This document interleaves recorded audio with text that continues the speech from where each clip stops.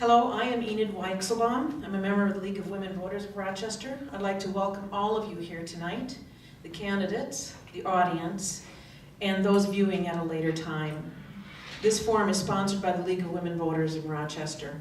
We'd also like to thank our generous partners in tonight's forum, the Rochester Postbulletin, the Rochester Area Chamber of Commerce, and the Rochester Public Library for all of your help.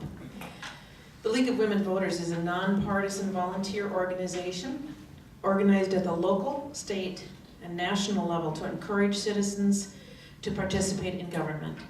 While we as a league do study and take stands on issues, we never endorse or support political parties or candidates. The views expressed in this forum are those of the candidates, not those of the League of Women Voters in Rochester or any partner or sponsor of this forum. And the sponsorship of the forum is not an endorsement of a candidate. It is our purpose in sponsoring this forum to provide you with an opportunity to hear candidates discuss face-to-face issues that are important to you. Tonight's questions have come from the League of Women Voters Rochester, the Postbulletin, the Chamber of Commerce, and members of our audience. As there's never enough time to cover all the issues in a limited time and setting such as this, please feel free to contact the candidates' campaign headquarters directly if your questions are not addressed tonight. We'd like to thank all candidates for running for office, for offering to serve your community, and for the enormous time and dedication and commitment that running and serving demand. We encourage our members as individuals, as we encourage each of you to get involved in your community and the political party of your choice. All candidates who filed for office were invited to this forum. At least 2 candidates for any office must be present for the league to hold a forum. Tonight, we have since it's only one office and one pair of candidates, there'll be one segment tonight. A couple rules. Well, first let me introduce you. This is for the City Council office for the 5th Ward. Candidates for this seat are on the left, Mark Hickey, and on the right, Sean Palmer. Each candidate will have 1 minute to offer an opening statement. The candidates will then respond in turn to questions provided by the League of Women Voters Rochester, this evening's partners, the Postbulletin and the Chamber, and by the audience. Candidates will have 1 minute for each answer. The candidates at the end of the evening will have 1 minute to make a closing statement. I would suggest to candidates that you keep your answers as succinct as possible so that they are clear for the audience and that we can get through as many questions as possible. You don't have to use the entire minute for each answer. Each of you also will find 3 rebuttal cards at your table. You can use 1 card 3 times. I'll just read it. Each candidate has 3 rebuttal cards. The rebuttal can last 30 seconds, and they can be used at any point after all candidates have answered the questions. If a candidate has answered the question, and the second candidate has answered the question, you may use a rebuttal card. You may use a rebuttal card only once per question, however. I'd like to remind the audience to please keep quiet as possible during the event.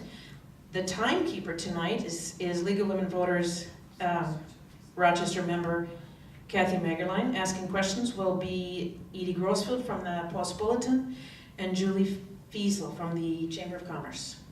The candidates have drawn numbers to determine the order in which they will speak, and Mr. Hickey will begin with his opening statement. You may begin. All right, thank you. Thank you for all for coming this evening.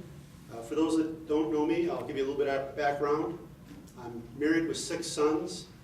I have a master's degree in electrical engineering from the University of Wisconsin-Madison. I've lived in Rochester for 17 years, and until recently I worked for IBM as an electrical engineer. I recently, in May, retired after a 32-year career from the Army Reserve. I retired as a colonel.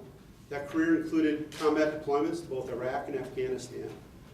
I also have community service in Rochester, serving on a number of nonprofits, including the Rochester Youth Hockey Association, and the SEMIO, the Southeastern Minnesota Youth Orchestra, as a board member and past treasurer.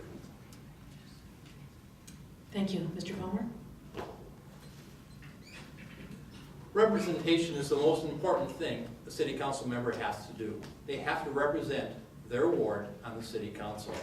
At this important time with DMC taking off and moving ahead with DMC, it's very important that we have a candidate that has the history and knowledge of what goes on in Rochester. I've watched the city council for the last 24 years. I've been to council meetings for the last 22 years. I've been to park board meetings, charter meetings. I've been at flood, when we had the flood in 1978, I was at my grandma's house and helped with that. I run the trails here in Rochester. I participate in Rochester. I was the chairman of the Environmental Commission for Olmsted County, and I learned budgets, and I learned how to deal with the county, how to deal with the townships, and how to deal with other people and differing opinions. I also was president of the Camp Olson Board. Again, learning different techniques and how to deal with people in a committee setting. Thank you. Thank you. Our first question is coming from the League of Women Voters Rochester, and I have randomly selected numbers for the order in which you are going to respond. The first question we're going to offer to Mr. Hickey first. What infrastructure and or revitalization needs within the city do you see required? And how do you propose to keep these revitalization needs up to date and in good repair? We look as part of the Destination Medical Center. We've got those infrastructure funds, the $585 million for both transportation and infrastructure within Rochester. As I go around Ward 5 and talk to the voters, one of their concerns is that we really do focus on the true infrastructure needs. So when I think of infrastructure, it's going to be streets and sewers. It's going to be the backbone for the Destination Medical Center. Some of the ideas that have been floated have been a little bit grander ideas and less strictly infrastructure. So I think the key moving forward as we make the investments required for Destination Medical Center is to ensure that we protect the taxpayer and have true infrastructure type projects. Thank you, Mr. Palmer. Of course, streets and bridges are your #1 issue. That we need to look at our transportation needs in Rochester as the city grows. How are we going to be able to keep up with transportation needs and buses? Our parks, we need to make sure that we're investing in our parks. It's something that's very important to the citizens of Ward 5. Silverlake Pool, we need to look at Silverlake Pool and see how we're going to expand it and see where we're going to keep it and move it ahead. Again, you always have to make sure that we're taking care of the taxpayers' dollars and being good stewards of those dollars. Probably one of the bigger needs we're going to have coming up for growth potential is the Northwest Corridor area, where we're going to have to redo our, not have to redo our sewer, we're going to have to extend our sewers. Unlike the way Rochester grew from the bottom up, from the river to the top of the hills, we're going to have to start at the bottom of the hill and work our way back up with the sewer, which means housing is going to probably start at the top. It's going to be very difficult decisions for us to be making, along with the destination medical stuff that will be heading for us. And we need to, again, make sure that we're taking care of the taxpayers' dollars. Thank you. Do we have any rebuttal? Our second question, also from the League. How will you balance the needs of the community that are separate from the Destination Medical Center and the needs of the Destination Medical Center? That is, are there needs that you see in the community that are not necessarily under the Destination Medical Center plan, and how will you balance those? We'll begin with Mr. Hickey. Well, when we talk about Destination Medical Center, much of this development is going to be part of the center downtown. We look at the Rochester downtown plan. That's been updated as recently as 2010, and that's going to be integrated with the Destination Medical Center plan. When we look for the overall plan for the city, the Rochester Urban Land Use Plan, that hasn't been updated since 1979 or 1977. So we need to look at updating the Rochester Urban Land Use Plan. This is going to provide the backbone and the infrastructure for the entire city as we move forward in this period of rapid growth with Destination Medical Center. Thank you, Mr. Palmer. Well, a big pot of money out there, and everybody wants to get a little bit of the DMC. I've heard suggestions that it go to a lot of different items.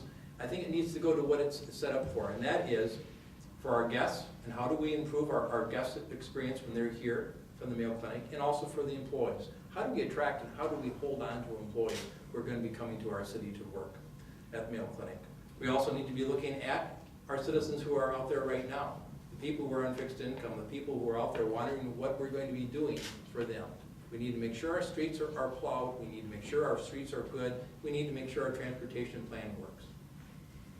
Thank you. Any rebuttal? Third question. This will go to Mr. Palmer first. What is the biggest problem or challenge facing our city? Well, we have a great opportunity coming up here. We have the major employer in Minnesota, in the southeastern Minnesota area, is growing. How many other towns can say, boy, their biggest employer is growing? It's on the healthcare industry. What a neat opportunity we have. Is it going to give us some ideas of what we need to be doing? Mayo Clinic will tell you the biggest obstacle they have is finding enough employees. With the people who are retiring, what are they going to be doing? Where are they going to go? Most retirees from the Mayo Clinic don't leave Rochester right away. Some of them leave and then they come back. We need to be able to figure out how we're going to work our needs with the DMC into what the citizens of Rochester need and want. Thank you. Mr. Hickey? We keep coming back to this, but it's the number one issue in Rochester right now is the Destination Medical Center implementation. As I talk to people, there's still some lingering concerns about the process.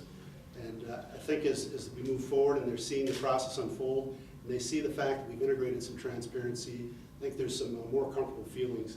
When you tell people that the Destination Medical Center Corporation is going to be, or is subject to the open meeting laws and subject to the open record laws, and the projects that are recommended by the Destination Medical Center Corporation ultimately have to be approved by the City Council.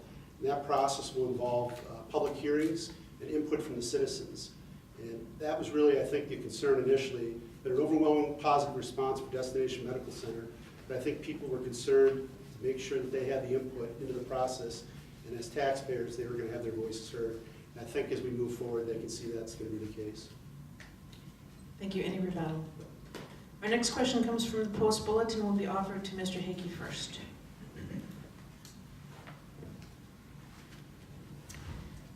How would your particular background and experience benefit the council and the city? Well, right now, with no incumbent, we basically are both running on our resumes and our records. And I think I have a unique set of skills.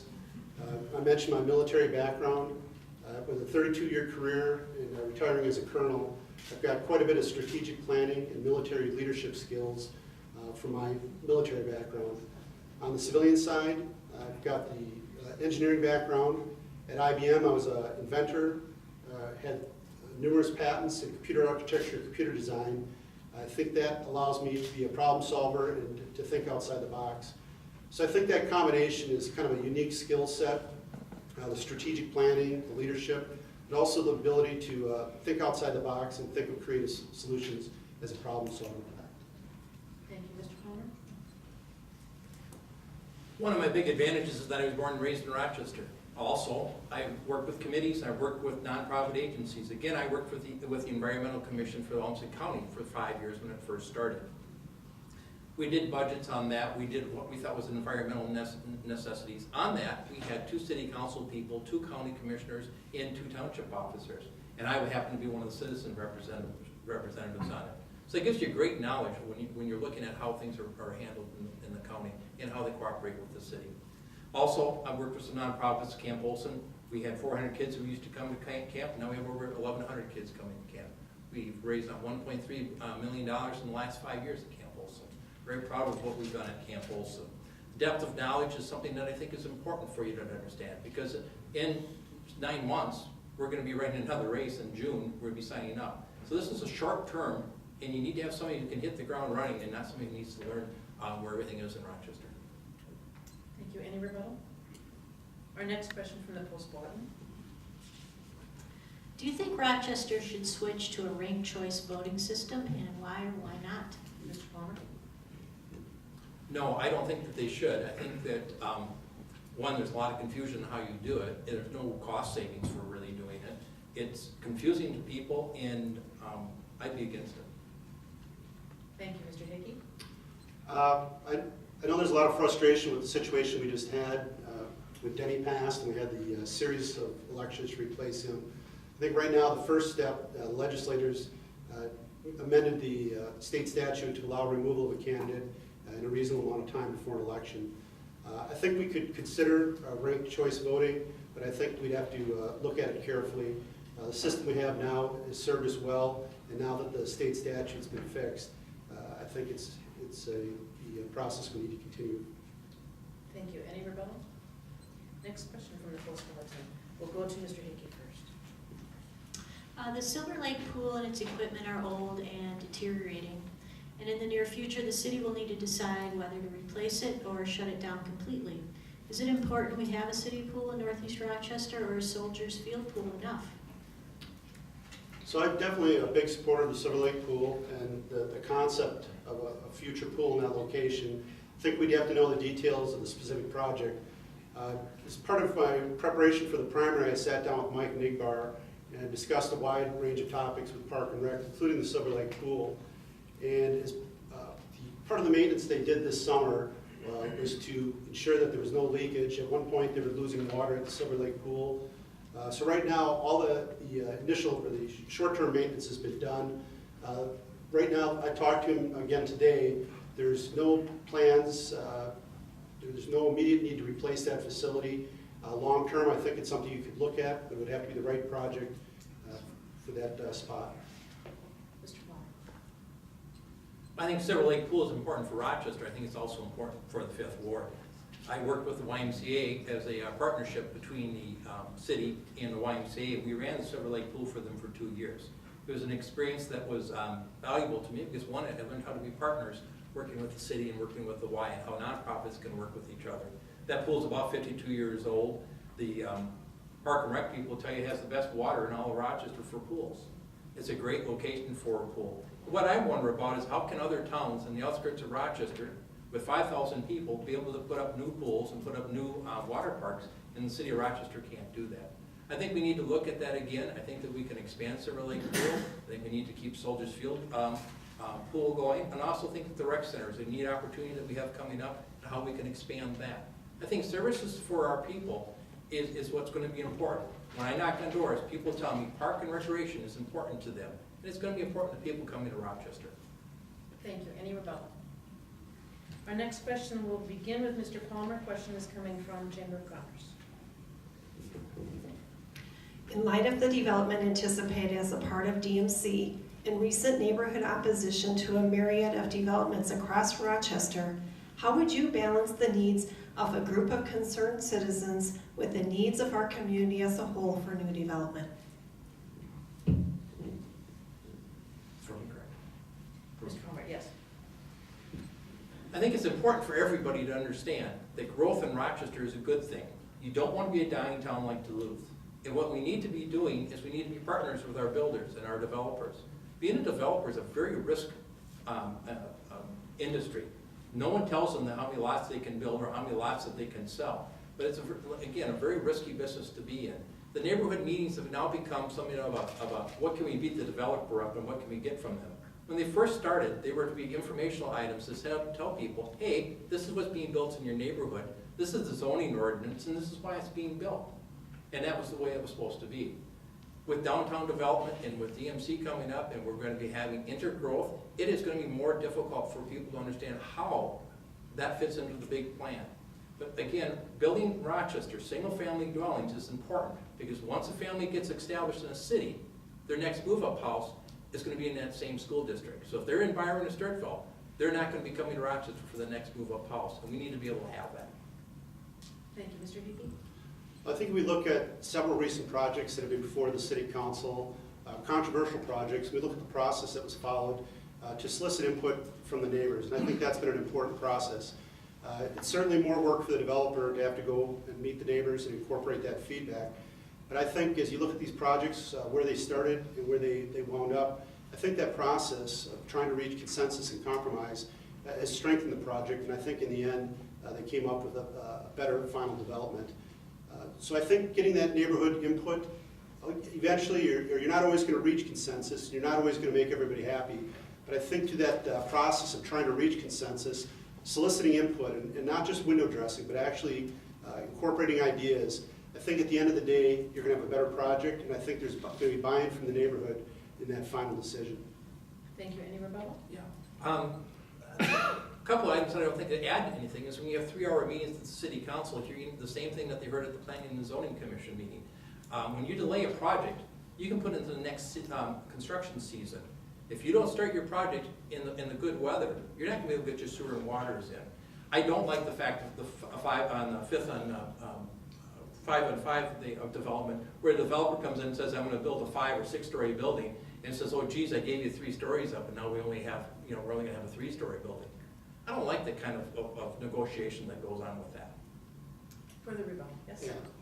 So I will say, so I've been to all the council meetings for the last 6 months, and yeah, when it goes to 1 or 1:30 in the morning, and you have to go to work the next day, it's pretty tiring. But I think that process of getting that input, this is at government at the local level, the citizens want to be heard. Getting that input from the citizens, it's important. And the city council, I commend them. They don't rush it up, they're not speeding up at the end. They're getting that input, as it should be, from the citizens. Thank you. Our next question comes from the Chamber of Commerce. We'll begin with Mr. Palmer. This goes along with what you were saying. You both attended city council meetings in the past. In your experience, is there anything in the meetings that you would tweak, and if so, what would that be? I'm sorry, who's going first? I don't want to. Yeah. It's been interesting for me to sit here for 22 years watching the city council and reading agendas and seeing how the different councils have worked with each other. I think this council is probably one of the best working together councils, one of the best thinking councils that we've had, and I'd be proud to be a part of that. I think it would be a good addition to that. I'm not sure there's anything I would change in the meetings. I like the fact that we changed, we have an open meeting. If you want to come or an open speaking time, if you want to come speak, you can, and spend your time there, and I think that's a neat opportunity. Probably the only thing I would change would be I'd like to see them be live. I think that when they first went to TV, they thought people might be grandstanding, or people might come down and want to see themselves on TV, or sit at home and come down after a few beers and speak up. I don't think that's going to be a problem, and I'd like to see us go with real time on the council. Mr. Hickey. Well, we talked about kind of the format we have now for the council. The council gets their packet on Friday. They've got to digest it over the weekend with limited staff input over the weekend, and then staff input on Monday, and come to some pretty important decisions. As Mr. Palmer mentions, the process is time sensitive, so it's not something you can just delay and add another week to the timetable of when packets are due for the council. So that's a challenge. But I will tell you again, I've been impressed with the due diligence the council does, and the opportunity they give every citizen to speak. And at the open issues, they stay until the people are heard. One thing for an improvement, I think the city's working on it. When I go to council meetings, I download the entire agenda on my tablet device. And right now, the city's working to incorporate indexing into the PDFs that they use, so that you can index right to the spots that have every page around to the agenda. But having that at your fingertips as the council's discussing it, and able to review the information as a voter, I think is an important thing. Thank you. Any rebuttal? Next question from the chamber. On average, 22% of each new lot developed goes to fees in the city and county related administrative costs. How would you answer the need for competitively priced housing and affordable housing with that type of upfront cost structure? Mr. Hickey. Right, if you look at the fee structure, some of it is for sewer and water and those types of shared costs. And those parts, it's hard to get past because that's what it's going to cost to develop the infrastructure. The percentage of the fee that goes towards administrative costs, I think that's an area where we can improve. We talked about last time the work from the permitting task force and their recommendations on technology improvements using the Acela software in the permitting process. If we could streamline some of the permitting process, some of the requirements for staff, we could try to get those administrative costs down. It's only going to be a portion of that 22%, but I think that's the portion where there's some room to improve. Thank you, Mr. Palmer. Well, one of the biggest items is that we expanded our sewer and water plant, and when we decided to do that, they made an estimate of how much sewer and how much building we would be doing. Nobody saw that we were going to go from 950 houses down to 190 houses. And when you do that, you kind of take a hit on how you're going to pay those bonds off. But every $1,000 that we raise the price of a house, we take people out from owning single-family dwellings. And owning a single-family dwelling is important to all of us. Those costs need to be shared by all of us. It's like the Kutzke Park neighborhood. When we redo the sewers there, who pays for that? The city of Rochester pays for that. When we have lead in somebody's water pipes, who pays for that? The city of Rochester pays for that. Again, the development is very important for the city of Rochester, and we need to make sure that we are not taking people who are going to become future voters and putting more costs on them that's not being fair to them. Thank you. Any rebuttal? Question from the audience. The job of city council takes a good deal of time away from your regular work, and that can result in a financial strain for you if your commitment for your current occupation is lucrative. The question from the audience is, how can you afford to take this job? Will it be from a financial and also from a commitment standpoint, if your work should demand more time or a different kind of a commitment? And we'll begin with Mr. Hickey. I can speak to two employers in town. My former employer was IBM, and I know several council members work for the Mayo Clinic. And those employers recognize the importance of giving flexibility for people who are going to put this kind of commitment to their community. And employers like that allow the flexibility to take off on a Monday afternoon for the committee of the whole. And hopefully we've got employers in town that are willing to invest that kind of commitment to Rochester. The part-time council has served us well. I can tell you no one's in there for the money. But it's a dedicated group of individuals, and everybody there brings something to the table. And with the work situations that the current composition of the council has, it's worked, and it's allowed them to take the time off to serve their community. Thank you, Mr. Palmer. Well, I think it's a good question, and for me, being a city employee, I've been a city employee for almost 23 years with the building department. I will, once I win the election, I'll have to give up my job, which means my health insurance and my PERA changes. But with the city council, they get PRA and they get their health insurance. I also have a job with the Mayo Clinic at the Dan Abram Healthy Living Center. I work at the front desk, and I also teach swimming there.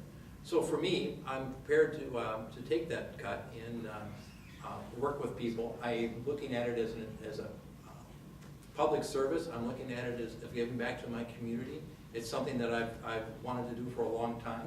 It's a job that's very time demanding. It's different hours. And I'm prepared for that, and I've looked at that, and I've looked at my financial place where I'm at, and I'm comfortable with taking that job. Thank you. Any rebuttal? Our next question from the audience, I'm going to combine a couple of questions which are of a very similar nature. We're going to begin with Mr. Palmer on this question. How would you handle the situation where citizens want you to bring forward and possibly advocate for an issue you personally don't agree with? The other part of the question is, if you vote for a project development that you feel is good, but your neighborhood does not agree with it, how do you handle that disconnect? Mr. Palmer. Well, whenever I've worked with nonprofit agencies, they always come first. In my opinion, the needs of the city of Rochester always come first. That's the number one issue. I'll sit down with somebody and have a meeting with them. If I disagree with them, I'll tell them that. I've had other people tell me the council people will tell me, yeah, they agree with them, and they go back and they don't agree with them. That doesn't sit well with people. I also am a firm believer in that I don't have all the good ideas. That you need to sit down and listen to what your neighborhood is saying and look for the future of Rochester. And not just who that person is or what they're doing, but exactly what is the best interest of Rochester. Mr. Hickey? I'm a firm believer that if elected, I represent Ward 5, and I really have to take into consideration the opinions of everybody in Ward 5. Going door to door, I would have not imagined a diverse range of opinions that are out there. And again, there's issues that I probably wouldn't have considered. I take 3x5 cards along, and I write them down, I research them. A lot of different opinions in Ward 5, and my plan going forward would be to solicit that input from the citizens of Ward 5, and that's how I'm going to make my decisions, with that kind of input from the people that live here in Ward 5. Thank you. Any rebuttal? Next question from the audience. How is your campaign funded? And we will begin with Mr. Palmer. Well, I'm lucky enough to be able to fundraise for my campaigns, and I limit myself to $100 contribution from any one person, and that's how I finance my campaigns. I'm very proud of that fact. I have a lot of people who will send me a $25 check. I don't have a lot of people who give me a $50 check. I think that's the best way of doing it. You can take up to $300. That's what the rules say. I'm not comfortable doing that, and I'm fine with doing $100. Thank you, Mr. Hickey. Right. Well, I didn't have the advantage some of my opponents had. I didn't have a lot of yard signs and things from previous campaigns, so I was kind of building from the ground up on this one. Unfortunately, I guess, from my perspective, most of my campaigns go on my credit card. But I have had some success in fundraising. A lot of it's been friends, making those contributions. So I don't feel at this point, certainly the denominations or the amounts we're talking about, I don't think anybody's bought any influence with me. So I would say probably 40% of my campaign has been donations and 60% has been self-funded. Thank you. Probably no rebuttals on that. Next question from the audience. What is the most effective way to communicate with your particular constituents? And we'll begin with Mr. Hickey. Well, I look to my predecessors, Bob Nowicki and Randy Staver. I look at some of the techniques that they've used, and I plan to continue. A couple of techniques that they use that I think are very effective. They use an email mailing list out to keep the people of Ward 5 informed. So council meetings, different issues for the ward and for the city, they send out that email blast and keep people informed and solicit input and solicit questions back from the people of the ward. The other thing that I think was started by Bob that was continued by Randy is a Friday morning coffee. I plan to do something similar to that. And I think that's a really important thing to have. So a citizen doesn't have to call up and have a special appointment, make time to meet you. They know you're going to be at a certain office hour, or where they can come in with a question and or just have a discussion or just a chat. I think that's an important thing, and I think having that open dialogue with the people of the ward is a very important thing. Thank you, Mr. Palmer. Well, I'm pretty lucky. I have a wide range of friends and people that I talk to, and I'm a very inquisitive type of person, so I like to ask questions. I like what Bob Nowicki did, and that is when he sees somebody standing on the street corner, he'll stop by and say, hey, I'm your council person, and what do you know and what do you think? And one of the things that does is sometimes there's issues that you have people who have got skin in the game, and they have something that they're fighting for, their particular interest. And if you go and talk to just a regular person that doesn't have that skin in the game, you'll get a different opinion. I've changed my mind numerous times when I've heard other people's opinion and look at it. So I like being a good listener. I have a lot of good experience. I have a wide range of jobs here in Rochester. When I first started in Rochester, I was a lifeguard and swim instructor at the Y. I worked at the Kaler Hotel at the front desk. I worked as a bartender at Michael's and at the Greenhouse Restaurant. I worked at the Methodist Hospital. So I've had a lot of range of different people that I know in Rochester. Any rebuttal? Next question. Next two questions involve or around the topic of development. The next question will begin with Mr. Palmer. How do we get development on the surface parking lots downtown? How do we develop the surface parking lots? I assume this to mean move parking elsewhere and develop those pieces of land. Well, there's a couple of different things that you can do, and one of them is the zoning ordinance is a little goofy because it was written such a long time ago. When I work with people at the HLC, when I teach swimming, I have a lot of people from a lot of different cultures, from a lot of different areas who come to Rochester who don't have a car. They have no interest in a car. And we shouldn't force them to have a car. And we shouldn't have to have parking lots in downtown Rochester. We should be able to have them on the outskirts of town. We should be able to really encourage busing so that our employees don't have to come down and park their cars in downtown Rochester. Now, parking lots are sometimes a good holding pattern until you actually know what you're going to do with the building and a site. Sometimes you buy a building and the building is not worth saving, so we tear it down, we make it into a parking lot, we get a little revenue for it, pay a little bit of the taxes on it, and then we go ahead and we make our plan, go to the bank and say, this is what I want to build, and then we build it. So sometimes those parking lots are just a holding thing. Some of them times we don't need them, and we need to have them in the outskirts of town or discourage people from using their cars and using mass transit. Thank you, Mr. Hickey. Well, we did talk about some of the restrictions on surface parking lots. Some of the recent developments before the city council, that became a big sticking point. You know, the temporary use of a parking lot to hold the place prior to the final development of the project. There's always a balance that we need to strike. We can't continue to run funnel cars into the downtown. We look at some of the residential parking issues and the permit parking to help alleviate that. But for the foreseeable future, we're still going to have cars, and we need cars downtown. But there are limitations on surface lots, and we're going to continue to have those limitations going forward. Any rebuttal? All right, our next question will begin with Mr. Hickey. Do you believe the findings for 5th and 5th justified approval as a restricted development?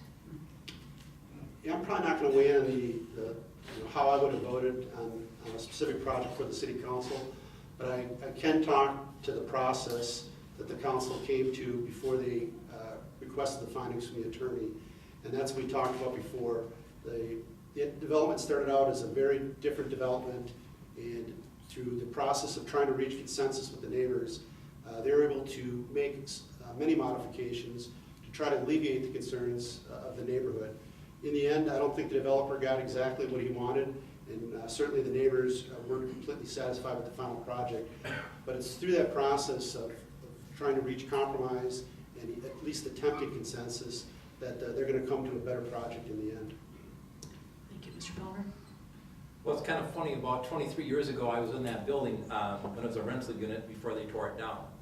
I think you need to look at the whole story on that. And when you have developers coming in and saying that they're going to build a 20-story building, and geez, we got it down to a 4-story building, I think that's just plain wrong.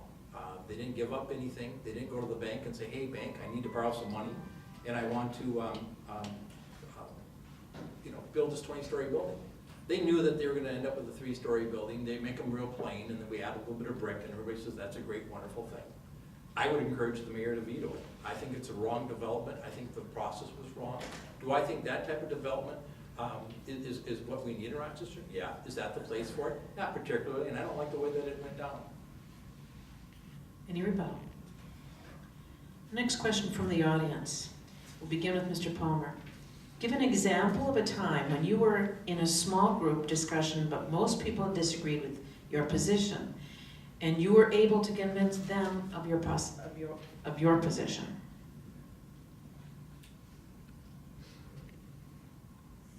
I can give you a couple different examples, but I think one of the bigger ones is a leadership question. I happen to be an inspector for the city of Rochester, and I'm doing inspections on a concrete job. And one of the concrete guys decides to tell a racist joke. Not only did I tell the gentleman that wasn't proper, and that was rude and incorrect, and went on a merry little way and did my inspection. The next day, the concrete guys that worked with him said, thank you very much for saying that. It's not participating in a joke like that, but it's to tell people and stand up that that's wrong. I have no problem standing up for the minority or standing up for somebody and saying that's just plain wrong. And sometimes strong people have to do that. I have strong opinions. I've been on Camp Olson board where we had going to sell some land and turn that discussion around, and we ended up not selling the land. In the long run, that was a smart decision to make. But you have to listen to people. You have to respect people. And I think that's the number one thing you have to remember when you're dealing with people, is that you have to show that you respect them to be able to understand where they're coming from. Mr. Hickey. I think back when I was chairman of the Grand Marina Building Committee, that was a committee that consisted of the city, county, and representatives of Rochester Youth Hockey Association. And as we were developing the initial plans for that, we kind of fell into 2 camps. There was kind of proponents of the traditional cooling system that would be glycol, just traditional cooling. And then there was a camp that really advocated for geothermal, something where we're going to realize some true energy savings in the long term, a little bit more costly up front, a little bit harder to sell, especially in a public-private project. But the end result was amazing. We used the waste heat from that geothermal system in the horizontal well fields to heat the locker rooms and heat the seats in the Grand Marina. So even though we started out kind of in opposite camps, going through that process of consensus building, by the end we had a better project, and we were able to move forward. Any rebuttal? Our next question. We will begin with Mr. Hickey. Whom do you value as the most vulnerable in our community, and how do you hope to decrease their vulnerability? I think it's an interesting question. I mentioned before going around door to door, the wide range of opinions I get at the door. There's probably issues when I started out that I probably wouldn't have identified, thinking this is going to be my issue as a candidate. And the one that comes up a lot that I guess perhaps surprised me, how often it comes up, people are really concerned about affordable housing. And moving that beyond a campaign slogan and translating that into something real, that's something we need to do, and that's something I plan to investigate. We talk a lot about smart growth and downtown development, and that's not always going to go hand in hand with affordable housing. So it's something we need to address. It's not something that's going to go away. And that's, when I look at the issues in Ward 5, that's an issue for affordable housing across Rochester. Thank you, Mr. Palmer. I think it's sad that the elderly are being preyed upon. I think that our police department, we were at a neighborhood meeting yesterday, I think our police department does a good job of trying to forewarn the elderly of some of the scams that happen to them. I think that immigrants that come to Rochester and people who aren't from Rochester, who come from different cultures, are afraid of government. They don't understand that really and truly we're here to help. They're afraid of the police, and so they're taken advantage of. I think I see the special needs community in Rochester. I think we do a good job of it. I think we can do a better job of their needs in protecting them. Those are some of the people I think are vulnerable in our community. Thank you. Any rebuttal? Our next question will be offered to Mr. Palmer first. Another development question. Would you support a commission of nonprofits to help disperse the community block development grants?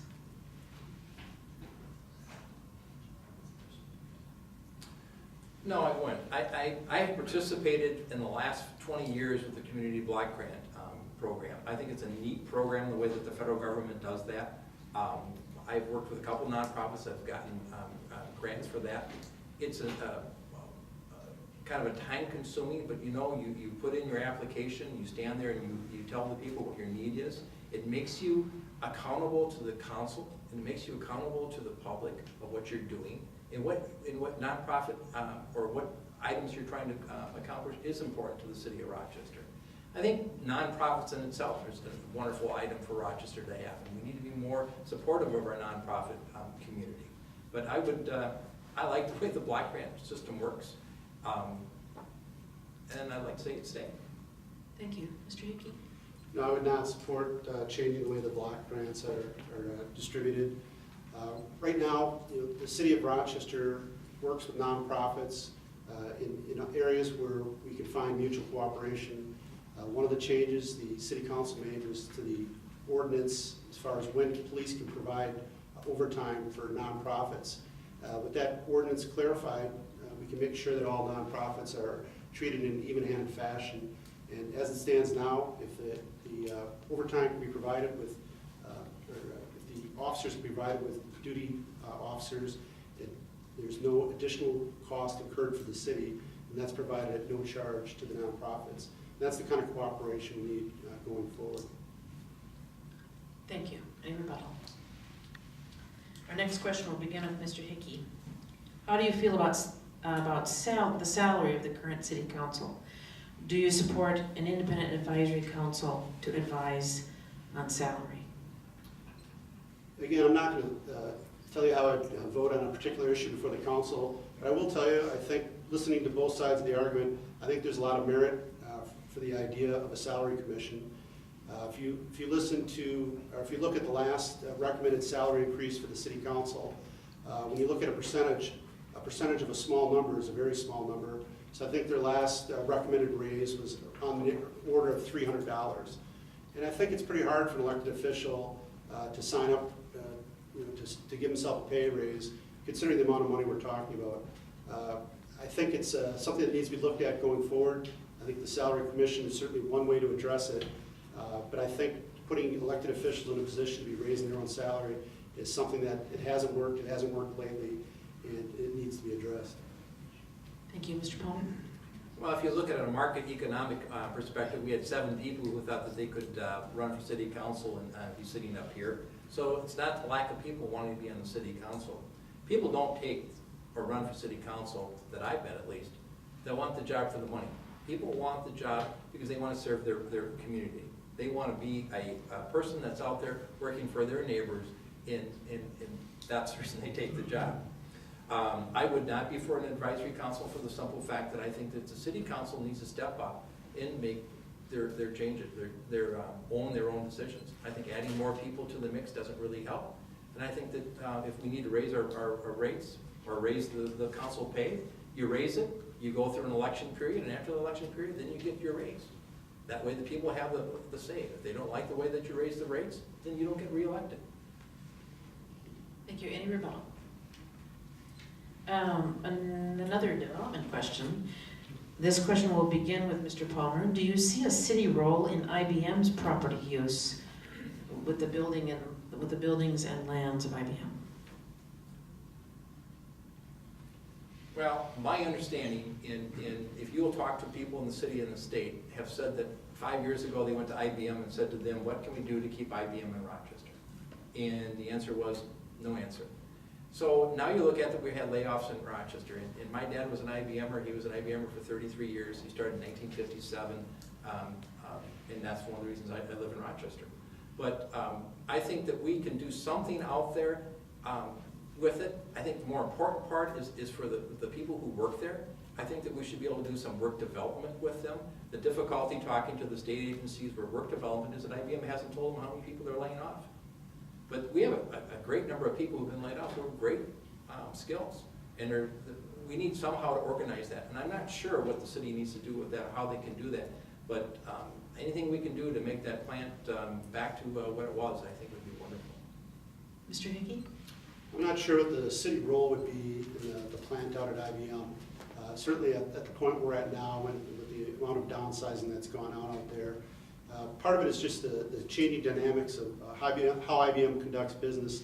A lot of their IBM business is overseas in emerging markets, and they want to make the products where those products are sold. One of the most telling things was the movement of the manufacturing jobs from Rochester. When you have a large facility like IBM, out east they have their fabrication facilities, which are kind of the core of the facility.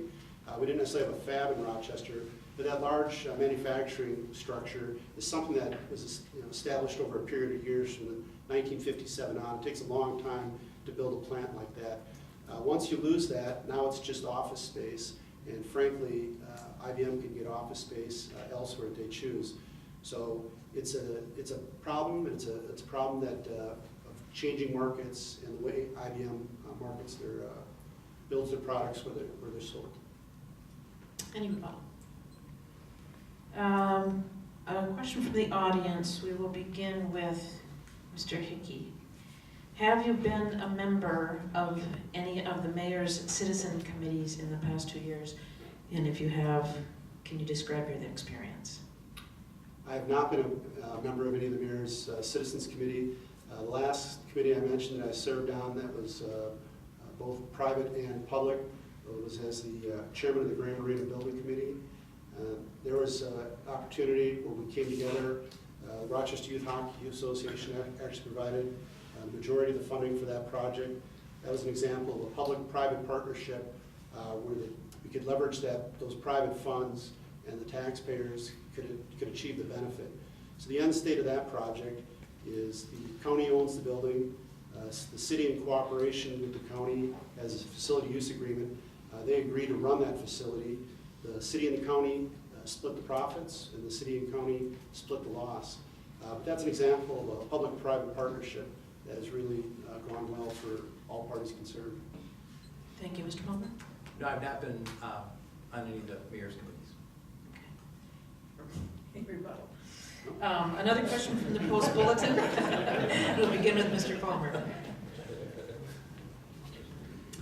As a city council member, you would receive many constituent calls and concerns.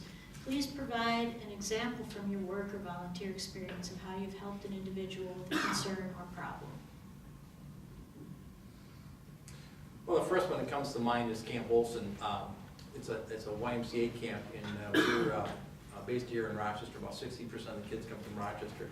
We just came through a pretty tough economic time, and what we tell people is that, you know, your child's 10 or 11 just once. If you can't afford to send your kid to camp, we have scholarships for that. We have block grant money for that.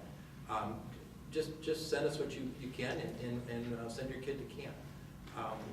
A lot of people like that, and the tough thing with that is the middle class people are in a tough spot in Rochester, and they need, sometimes they need that help.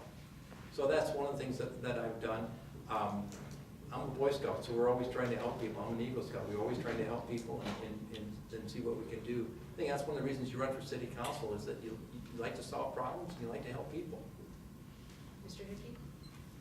Well, it's may seem like a small thing, but as I go to door, people start asking me questions, and one of the examples, lady, I stopped at her house and she had a condemned tree out front. She had questions about the process and why her tree and how this was all going to unfold. So I put her in touch with the city forester. I contacted the city forester and asked him specific questions about her tree. He agreed to come out back to her house and meet with her and discuss you know, why that had to be and what the process was. And I think she really appreciated that. And I've run into a number of issues like that, questions about charter communication, questions about you know, lining the crosswalks outside a neighborhood. And as you go door to door, you write those concerns down and get back to people, and I think they appreciate that kind of feedback. Thank you. Any rebuttal? Another question from the Chamber of Commerce. We'll offer this question to Mr. Hickey first. The Development Services Task Force has recommended that the city hire a community development director in order to move development along in a more smooth way and to encourage economic growth. Would you agree that this is something that should be done, and if so, would you advocate for it? Yes, we touched on this a little bit last time. When I first heard the concept of this Director of Community Development, a person to streamline the permitting process across departments, I was initially skeptical. Had an opportunity to sit down with Jerry Williams. He was the head of the permitting task force, and obviously a strong advocate for their recommendations and their work. And through that process of discussion with him, I definitely became a believer. And the number one thing that they did was they looked at similarly sized cities compared to Rochester. And when you think of a lot of people, when they hear this, this Director of Community Development, we're adding another bureaucrat or another layer in the process. But really, if you look at other similarly sized cities, this is a position that's been there and has worked successfully. So rather than adding a layer, we're putting in something that's been missing all along. And the results that these other cities have achieved have been amazing. Thank you, Mr. Palmer. Well, no, I wouldn't be in favor of it. I do think it's adding another layer of government. I think when it comes to development, it should be everybody's job. If you have a difficult problem, then you need to be able to help solve that problem. In my example would be when Denny Hansen was alive, he would call me on the phone and say, okay, we have a problem with this project. What is our problem? And quite frankly, a lot of times the developer or the builder would be told, hey, the plans have been in since June. It's July, why don't I have my permit? When really the plans weren't really in there till July. And so I think everybody should be able to answer those questions. I also think that we should be able to send our permits online, and so people don't have to come to a counter. Right now it's cumbersome the way that we handle that. Also, I think we should be able to send our plans electronically. There's no reason that they have to print their plans to be sent to us. If you're a homeowner, you should be able to sit at your house, hit it on the computer, and send it to us, and we should be able to approve your plans. The other spot that's going to be big coming up here to replace is going to be Phil Wheeler. What are we going to do about the planning and zoning director, and who's going to get that spot? That's a spot that's been held by Phil for a long time. Thank you. Any rebuttal? That concludes the questions portion of our forum. We will now hear the closing statements from each candidate. Candidates, you have 1 minute each to speak, and Mr. Palmer will go first. Well, as I see it, and I told you at the very beginning of this conversation, that I believe that the job of the city council member is to represent your ward, represent what's the best interest for the city of Rochester. You need to hire somebody. It's a short-term job. Next June, we're all going to sit here again and be running for election again. It's a job that you need to hit the ground running for. I've watched the council for 22 years. I've had a great fortune to know a lot of the council people. I've seen what works and what doesn't work. I understand where the neighborhood is. I understand what the needs of the neighborhood are. I've gone to committee meetings, I've gone to taxation meetings, I've gone to zoning meetings, I've gone to park and rec meetings. These all sound like they're boring meetings, but for me, they're exciting. And I think that that's what you need to understand. It's a job that I would take great pleasure in doing, in representing the 5th Ward. I do wish you'd look at my website. It's plumberforcouncil.org, and take a look at that. If you have any questions, you can call me on my phone. It's 254-9484, and I'd love to sit down and talk to anybody. Again, please vote. It's next week. It's Tuesday. Thank you. Thank you. Mr. Hickey? I want to once again thank you all for coming tonight. I want to thank our hosts for putting on the forum. We had an opportunity to discuss a lot of important issues tonight. Among them, we talked about DMC implementation. With that, the devil's in the details. And I think with my background as a strategic planner within the military leadership skills that I've learned, and my civilian experience as an engineer and a problem solver, I think I'm uniquely poised to be able to contribute to the process that the council is going to be going through to approve the infrastructure and transportation plans recommended by the DMC Corporation. So I'm asking for your vote next Tuesday, September 17th. Thank you very much. Thank you, candidates. I'd like to thank each of the candidates for participating in tonight's forum. Thank you for your service to the community, and thank you for your willingness to participate in the democratic process by running for office. I'd like to remind you that the views expressed in the forum tonight were those of the candidates, not those of the League of Women Voters Rochester, or any partner or sponsor of the forum. We want to thank our partners, the Rochester Area Chamber of Commerce, the Rochester Postbulletin, and the Rochester Public Library. I'll remind you that Election Day is September 17th. If you are not available to vote on September 17th, you may get an absentee ballot at the Government Center. If you have any question about your polling place, you can visit the Secretary of State website at sos.state.mn.us. If you'd like to see this forum again, access the forum online from the Rochester Public Library website. I want to thank all of you for coming tonight and for behaving so politely. Good night, everybody.